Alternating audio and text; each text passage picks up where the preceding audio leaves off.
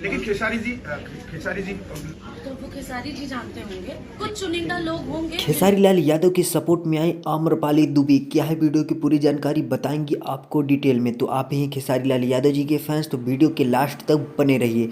Hello दोस्तों, नमस्ते, आपका स्वागत है हमारे यूट्यूब चैनल पे। जैसा कि आपको बता दें कि अगर आप इस चैनल पे नए हैं तो हमारे चैनल को कर दीजिए सब्सक्राइब और बेल आइकन को प्रेस कर दीजिए, क्योंकि मैं इस चैनल पे धमाकेदार वीडियो लेकर आता रहता हूँ। जैसा कि आपको बता दें कि हमारी भोजपुरी इंडस्ट्री के superstar, trending star Khesari Lal Yadav ji stage पर चढ़ के बोल दिए कि हम चाहें तो हर 9 महीने में हम सोहर गवा सकते हैं। आम्रपाली दुबे भी बोल दी कि पवन सिंह छक्का है, और खेसारी लाल यादव चाहें तो हर 9 महीने में वो सोहर गवा सकते हैं। उनके अंदर ये पावर है।